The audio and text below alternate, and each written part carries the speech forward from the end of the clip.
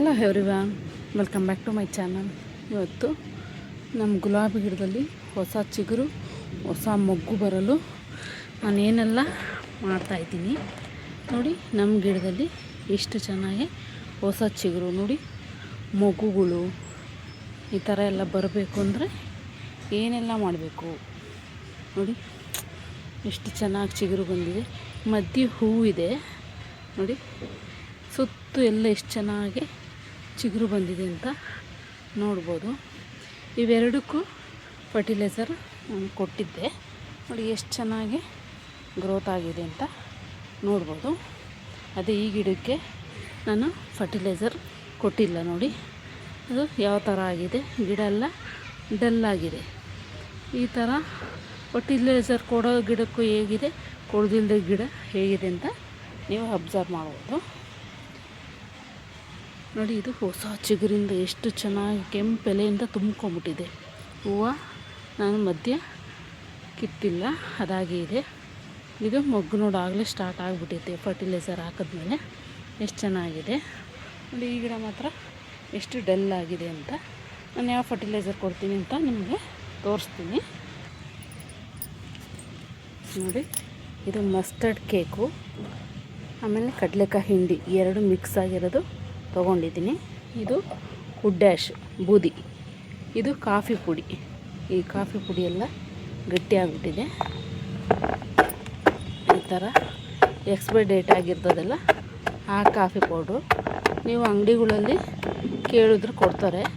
Expiry date ಆಗಿರೋ coffee ಪುಡಿ ಕೊಡಿ ಅಂದರೆ ಕಡಿಮೆ ಬೆಲೆಗೆ ಕೊಡ್ತಾರೆ, ನೀವು ತೊಗೋಬೋದು ನೋಡಿ. ಇದೊಂದು ಸ್ವಲ್ಪ ಗಟ್ಟಿಯಾಗಿತ್ತು. ಈ ಮೂರೂ ಮಿಕ್ಸ್ ಮಾಡ್ಕೊತೀನಿ. ಮಿಕ್ಸ್ ಮಾಡಿಕೊಂಡು ಈ ಫರ್ಟಿಲೈಸರ್ ಹಾಕೋದ್ರಿಂದ ನಿಮ್ಮ ಗಿಡದಲ್ಲಿ ಹೂಗಳು ಚೆನ್ನಾಗಿ ಬರ್ತವೆ.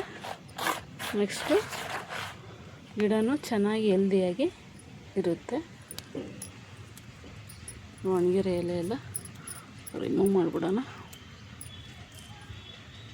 ನೋಡಿ. ಇನ್ನು ಫರ್ಟಿಲೈಸರ್ ಕೊಟ್ಟಿರೋದು ಇಲ್ಲೇ ಇದೆ. ಸ್ವಲ್ಪ ಮಣ್ಣು ಗಟ್ಟಿಯಾಗಿದೆ, ಅದನ್ನೆಲ್ಲ ಕುಬ್ಬಿಕೊಬಿಡೋಣ.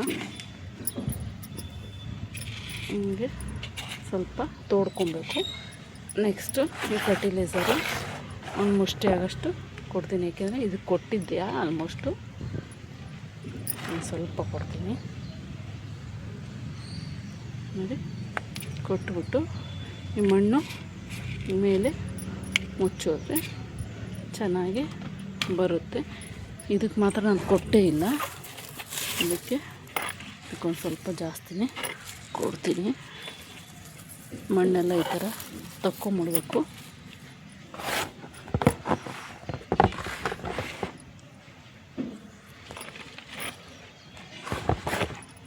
ಈ ಥರ ಗಿಡಕ್ಕೆ ಹಾಕೋದ್ರಿಂದ ಚೆನ್ನಾಗಿ ಗಿಡ ಹೆಲ್ದಿಯಾಗಿ ಬರುತ್ತೆ, ಹೂವನ್ನು ಚೆನ್ನಾಗಿ ಬಿಡುತ್ತೆ.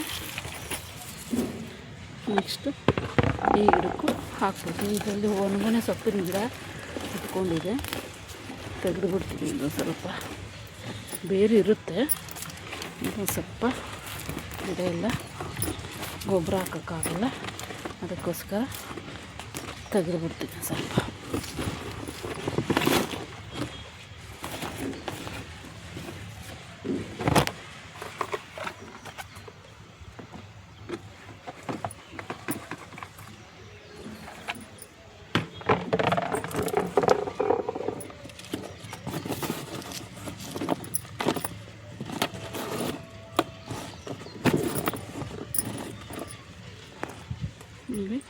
ಈ ಥರ ಕೊಟ್ಬಿಟ್ಟು ಮಣ್ಣು ಮುಚ್ಚಿಬಿಡ್ಬೇಕು. ಮಣ್ಣು ತ್ಯಾವ ಇದೆ, ನೀರು ಹಾಕೋದೇನು ಬೇಡ. ನೋಡ್ಕೊಂಡು ನಾಳೆ ನಾಡದಲ್ಲಿ ನೀರು ಕೊಡ್ತೀನಿ. ಈ ಥರ ಮಾಡೋದ್ರಿಂದ ನಿಮ್ಮ ಗಿಡನೂ ಚೆನ್ನಾಗಿ ಹೂಗಳಾಗ್ತವೆ, ಹೊಸ ಚಿಗುರಿಂದ ತುಂಬ್ಕೊತವೆ. ಈ ವಿಡಿಯೋ ಇಷ್ಟ ಆದಲ್ಲಿ ಲೈಕ್ ಮಾಡಿ, ಶೇರ್ ಮಾಡಿ, ಕಮೆಂಟ್ಸ್ ಮಾಡಿ. ಪ್ಲೀಸ್ ಸಬ್ಸ್ಕ್ರೈಬ್ ಮಾಡ್ಕೊಳ್ಳಿ ನೋಡಿ. ಮತ್ತೊಂದು ವಿಡಿಯೋದಲ್ಲಿ ಸಿಗ್ತೀನಿ. ಅಲ್ಲಿವರೆಗೂ ಧನ್ಯವಾದಗಳು.